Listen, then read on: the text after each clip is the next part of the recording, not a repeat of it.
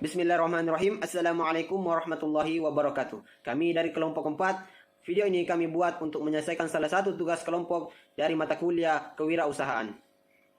Baiklah, langsung saja ke pembahasannya. Pendanaan internal. Sumber internal merupakan pendanaan yang berasal dari sumber daya sendiri. Sebagian pendapatan yang diperoleh dijadikan modal untuk kegiatan produksi lainnya.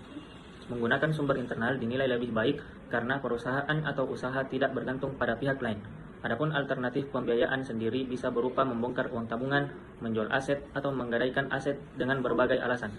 Jika kita tidak suka berutang ke bank karena merasa bunga yang dikenakan terlalu tinggi, kita bisa memakai tabungan untuk dijadikan modal usaha. Cara ini jauh lebih aman karena tidak ada risiko berutang. Walaupun demikian, modal internal ini akan sulit untuk mengembangkan bisnis karena sifatnya yang juga terbatas dan akan terasa sulit untuk mengalami peningkatan yang signifikan. Selanjutnya, pendanaan eksternal. Modal yang berasal dari sumber eksternal bisa didapat dari berbagai pihak yang ada di luar perusahaan.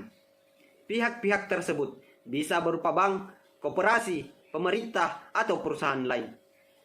Modal yang berasal dari sumber luar ini memang memberikan beban tersendiri bagi perusahaan dibanding menggunakan modal sendiri. Namun, jika dikelola dengan baik, modal tersebut dapat menghasilkan keuntungan bagi perusahaan atau usaha itu sendiri. Pendanaan eksternal bisa kita peroleh dari berbagai sumber, di antaranya pendanaan dari lembaga keuangan. Pendanaan eksternal konvensional bisa didapatkan dari lembaga keuangan bank maupun non-bank. Ada berbagai jenis produk yang ditawarkan oleh lembaga keuangan bank maupun lembaga keuangan non-bank. Lembaga-lembaga tersebut lebih terjamin karena berada di bawah pengawasan otoritas jasa keuangan. Lembaga keuangan tersebut diantaranya meminjam dari bank dengan jaminan. Bank adalah tempat yang paling sering dituju oleh orang yang membutuhkan modal usaha.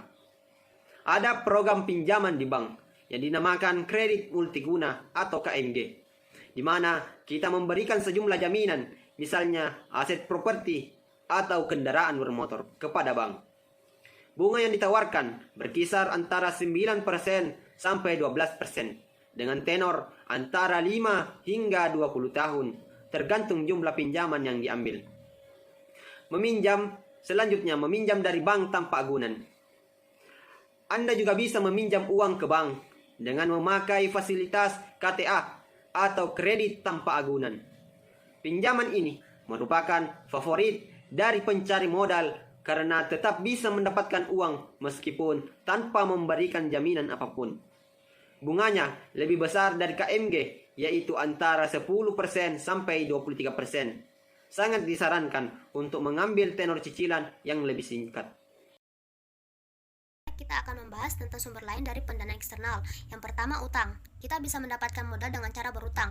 Cara ini banyak ditempuh karena kebanyakan pengusaha pemula tidak mempunyai modal cukup untuk membangun sebuah usaha. Utang bisa didapatkan dari bank, koperasi, teman, saudara, atau pihak lain yang memiliki modal. Namun terkadang jumlah dananya tidak sesuai dengan jumlah yang dibutuhkan. Yang kedua, joint venture. Kita bisa mengajak teman atau saudara untuk membuka usaha bersama dengan patungan modal. Modal usaha secara joint venture ini juga akan menguntungkan karena modal dan pekerjaan akan dibagi sama rata, termasuk juga membagi kerugian. Yang ketiga, modal dari pemerintah. Pemerintah juga berupaya untuk meningkatkan jumlah wirausahawan di Indonesia.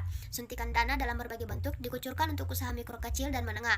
Untuk mendapatkan suntikan dana, kita perlu melengkapi dan memahami syarat-syarat yang diberikan oleh pemerintah. Yang keempat, ikut pelatihan. Alternatif lainnya adalah mendapatkan modal yang disalurkan lembaga pemberdayaan ekonomi. Lembaga-lembaga ini sering mengadakan training, pelatihan, atau workshop yang bisa kita ikuti. Biasanya setelah training akan ada informasi soal akses modal usaha. Yang kelima, modal dari konsumen. Ada juga cara mendapatkan modal dari calon konsumen. Kita bisa meminta uang muka jasa terlebih dahulu pada calon konsumen, misalnya 30%. Uang muka itu bisa digunakan sebagai modal hingga pekerjaan selesai dan mendapatkan Cara seperti ini sering dilakukan pada usaha catering, sabun baju, atau usaha laundry. Yang keenam, franchise atau waralaba.